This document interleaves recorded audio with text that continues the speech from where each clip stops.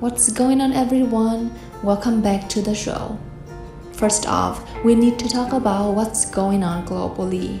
Because I think when we are living in the US, we are focused only on the US, not on the economies all around the world. And we all understand, we all saw the pandemic shut down the whole world. Countries are suffering. Inflation is not just in the US, inflation is all over. Now, gas in Colombia is only $2, maybe $2.50 a gallon, compared to ours at an average of about $5. But to the people of Colombia, $2 or $2.50 is a lot of money, so people are feeling this all over the world. One thing that we can say when it comes to the US is our economy, as far as jobs, look really good. Okay, so we're gonna have to see where and how this all plays out. It's pretty confusing out there. We got a 3.6% unemployment rate, which is half as much as it was in 1984, when Reagan gone 49 states with his Warning in America campaign. How great the economy was going. Wages were up 5.1% year over year, a lot of really good things going on, and a strong, resilient US economy, especially when compared to the rest of the world. And yet, Americans still feel like the country is going in the wrong direction. Why is the economy bad? The National Economic Council, Brian Deese, said, "We reached an important milestone today, which is the American private sector has now recovered all of the jobs that were lost during the pandemic. We've gotten more people working today than ever in the history of the American economy. And that fast job recovery is not just good for the millions of people who have better jobs with higher wages. It's helped people rebuild their households' balance sheets and make our economy more resilient to the global challenges that people are facing. And at the same time, people are dealing with higher prices. It's hitting them in places that they save in their daily lives, like at the gas pump. And that's why we are so focused on this. President is so focused on taking actions that we can to bring prices down. I could note another piece of good news. Gas prices are down about 25 cents over the last couple of weeks, not knocked down far enough. But we think that there's more room to bring them down.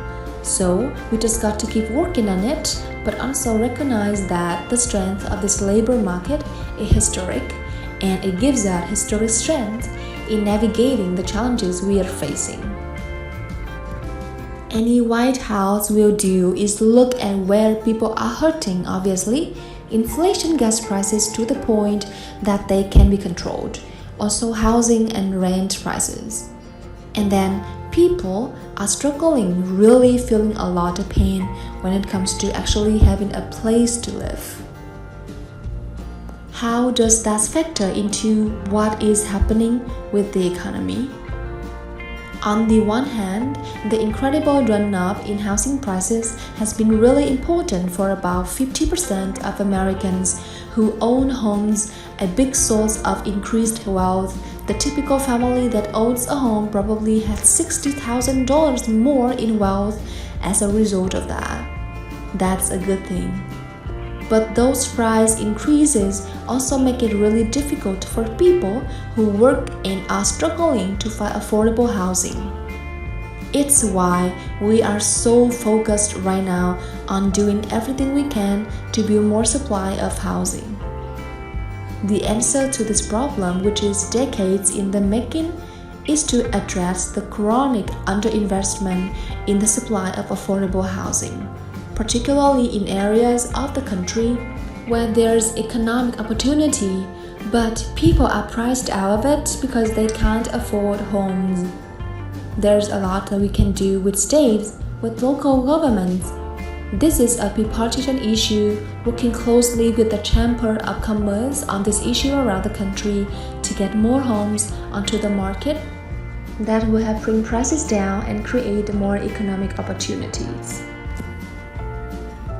Talking about the revived president's legislative agenda that is currently being negotiated in Congress with Senator Manchin, Brian said, "I'm not going to get into negotiations here.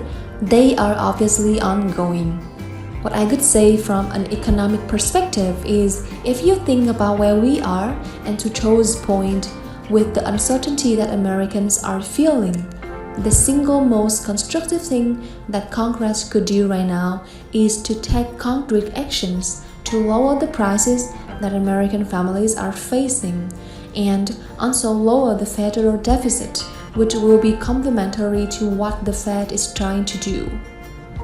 On the prices side, prescription drugs are front and center of that. We could bring prices down in a way that actually reduces federal spending too, by letting Medicare negotiate for prescription drug prices.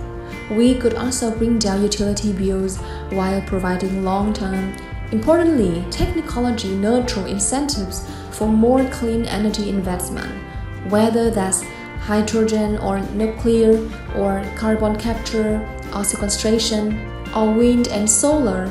Those are prices we're working on as well.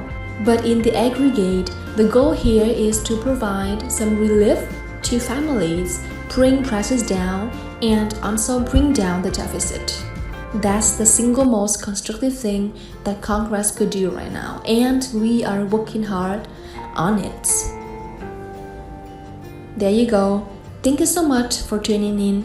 I'll see you in the next video.